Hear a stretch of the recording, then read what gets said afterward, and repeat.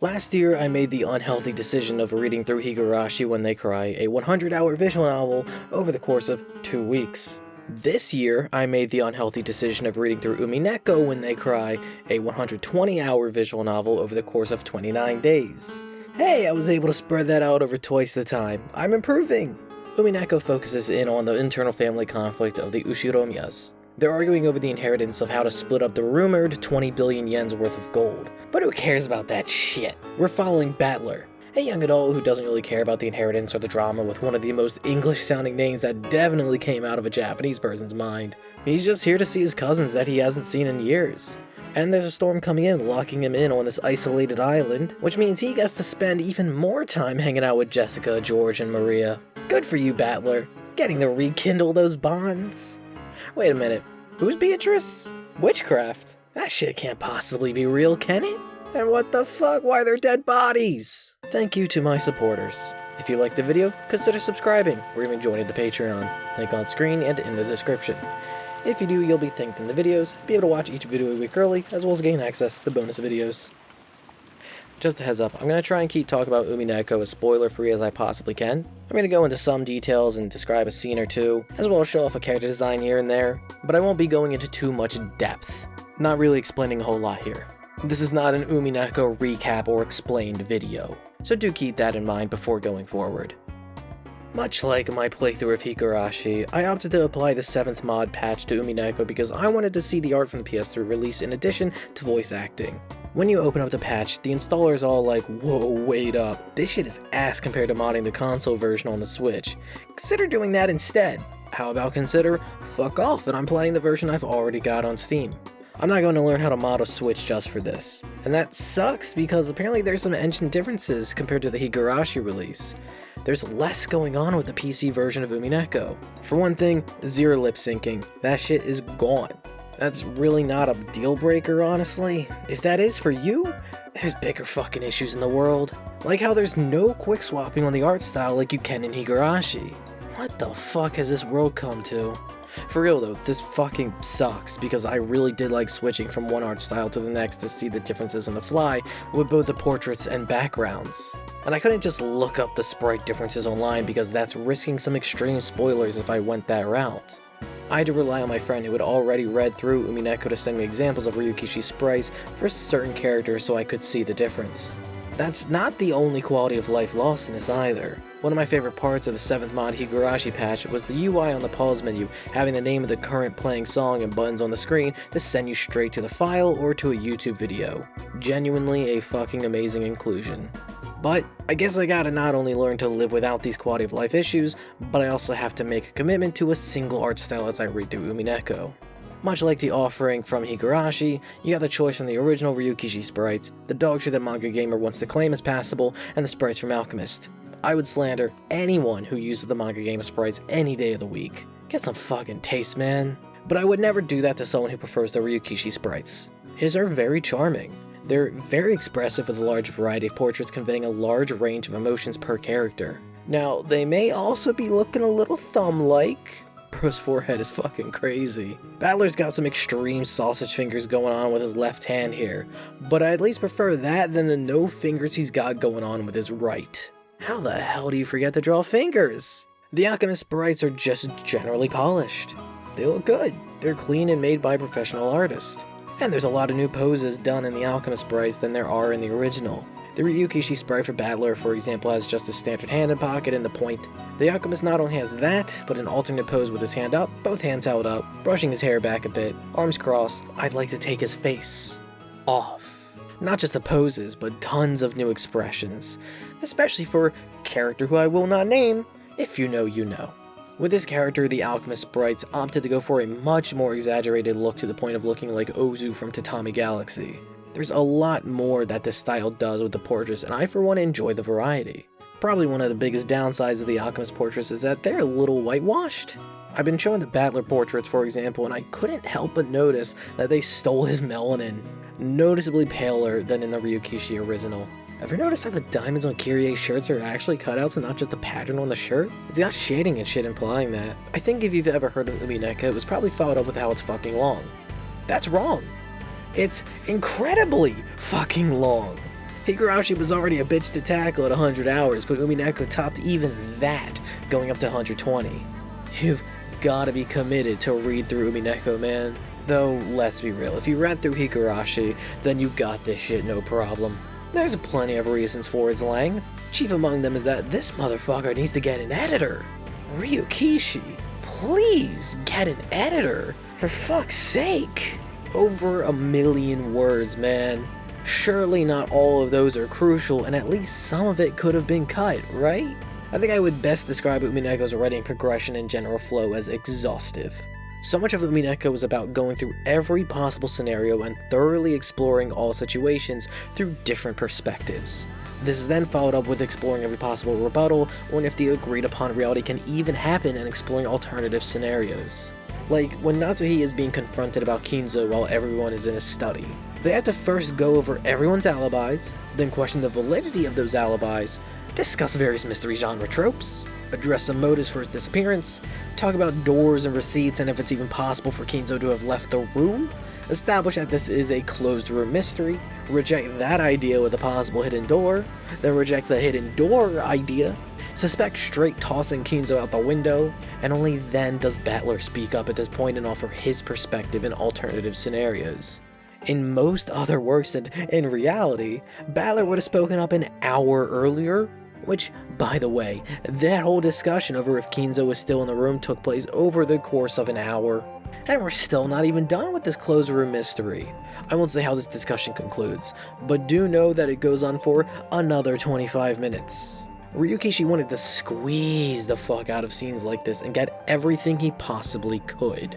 Which, despite every mystery being explored in as exhaustive detail, I'd also argue it's not exhaustive enough. For as detail-oriented as Umineko can be, I find that it will also skip over a couple details that should be important and at least given a couple text boxes of elaboration. There's a point where Kano and Jessica are in a locked room, and it is mentioned that it is impossible for that door to be locked from the outside, and I instantly thought that that was bullshit because I've absolutely locked doors from the outside of a room. It depends on the locking mechanism of the door, and at no point is that ever brought up here.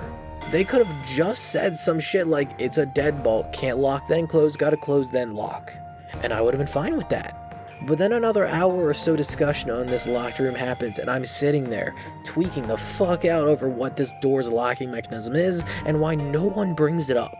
But it's also not just exhaustive detail. It's also some tangents and other bullshit that Ryukishi wrote up that really lengthened the read. Like, there's a section where Kraus throws a punch. Like, a single cross-counter punch. And Ryukishi spends 10 fucking minutes describing this single punch and how it's so strong because he's making up bullshit multiplicative numbers like he's operating on playground logic. It's absurd. There's a lot that I feel could probably have been cut to make Umineko a much tighter read. Don't get me wrong, Higurashi has the same exact fucking problem. Ryukishi just doesn't know how to trim his shit down. Umineko isn't just longer than Higurashi. Umineko also felt way longer than Higurashi. Like an hour in Higurashi felt shorter than an hour in Umineko. The biggest reason for this is because of the difference in genre. Umineko is a murder mystery. With that, you have to be a lot more focused and actively mentally on for most of the time. Even some minor innocuous detail could be foreshadowing or some clue as to the mystery of what's actually happening in the grand scheme. Meanwhile in Higurashi, that shit was split in the middle, bouncing back and forth between slice of life and horror. While you're on for the horror, you are much less so with the slice of life and can mentally rest a little bit. Not every line of the slice of life is the most meaningful, meaning you can kinda skim it. The point of the slice of life scenes are the general vibes and overall actions in them. It's not important how Keiichi dodged Rena's water gun.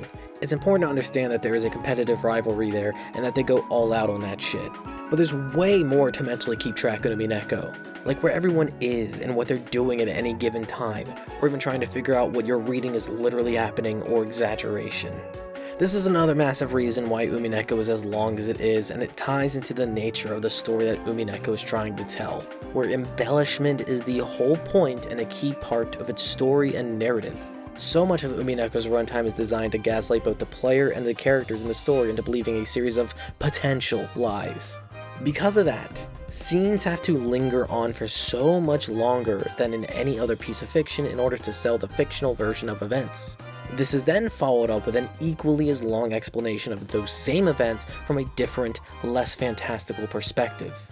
There's a constant back and forth between what is real and happening in Umineko, and part of doing that as effectively as Umineko does is by making that word count terrifying. But damn, are those words fucking A+, man. Umineko was a lot of fun to read. There's so many twists and turns, always going in a direction that you wouldn't expect at all, and it's so well done. And probably some of the best written parts in Umineko has to come from the family drama happening with the Ushiromiyas. I just want to say that I hate how good Rose's design is because fuck, she's so awful. If you played through Higurashi and read through all the bullshit involved with all the families of the individual characters and enjoyed that, you are going to love Umineko. Ryukishi wrote that shit, and after going back over it, thought to himself, oh shit, I'm cooking with this. Umineko doesn't hold the fuck back when it comes to some really ugly bad blood between siblings as well as kids and their parents. Shit, Battler is introduced basically saying, my dad fucking sucks, I will never forgive him, so I disowned him to get the fuck away from him. If a child literally disowns you, you fucked up big time as a parent. Man, Battler is such a great character. They're all good, but whenever both Battler or Beatrice is not on screen, I was asking, where the fuck is Battler or Beatrice? The rivalry that these two have is incredibly fun and one of the best parts about Umineko. Beatrice will be constantly fucking with Battler in increasingly messed up and absurd ways, and seeing her creativity and her sadism is so much fun.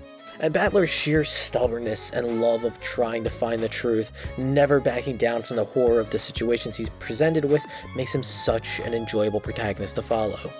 And shout out to Jessica for basically being the sequel to Mion. She's great. There's a part where she dresses up like Marisa from Toho, which I love to see.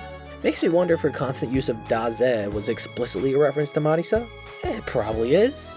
幽霊かと思ったぜ。ダメだぜ。そうだぜ。だけどダメだぜ。作ってやったぜ。焼けるぜ。I think I prefer Higurashi, not gonna lie. Umineko is pretty fucking good, but it probably is the better story. But this is just a more personal preference type of thing. For one thing, Umineko takes a lot of concepts that was played around with prior in Higurashi. But because those concepts were first introduced to me in Higurashi, it didn't hit as hard in Umineko when they were brought up here. Outside of that, I also prefer the horror turned murder mystery combo of Higurashi over the murder mystery and family drama combo of Umineko. I like me the horror, what can I say? Though now thinking on it, I feel that I am more likely to give Umineko the reread than I would Higurashi. It's possible my opinion on them may flip one day as I sit on and digest them as time goes on. I want to say the first chapter of Umineko is probably my favorite because of this, as it's the most horror of all the chapters in Umineko. When no one knows shit and people are dropping like fucking crazy, I was gripped. To go a bit further, I'd say that I prefer the first half of Umineko. The question arc half had a heavier focus on the murder mystery, and especially focused on all the locked rooms. That shit is so interesting and fun to read. The mystery genre is fun for a reason, and Ryukishi nailed the hell out of it with all of his locked room scenarios where you're trying to figure out what the fuck is going on at the same time as the characters. That part is great. The answer arcs also has some of that, but it shifts its focus to be more on family drama aspects. That's not to say that the drama and mystery of the Ants arcs didn't have me gripped, but it had me gripped for different reasons. Again, all personal preference on that one. It's a shame I'm trying to keep this video relatively spoiler-free, because I can't really go into more depth or detail or give examples of why they're so good or why the writing as a whole is fantastic. There's so much more here that I love to talk about, like shit. There's more than 1 million words here, so there better be things worth talking about here. Like the music. Fuck, the music is so good. Extremely solid soundtrack that I'm going to struggle picking which ones to play during this video. The one negative I have against the soundtrack is less a fault on the songs themselves, but it feels wrong listening to a lot of music from this game without the sound of rain also playing. The sound of rain is such an ever-present and overbearing element in this, and it's literally one of the core reasons why shit hits the fan. The rain has locked them all down, making the whole island one massive locked room mystery. It really does add so much to the atmosphere and vibe. But anyway, that's as much as I'd really like to talk about Umineko, because I'd feel like I'd be depriving you of so much if I went more into it. If you've considered reading Umineko, might as well start now. And if you haven't considered reading Umineko yet, then consider it.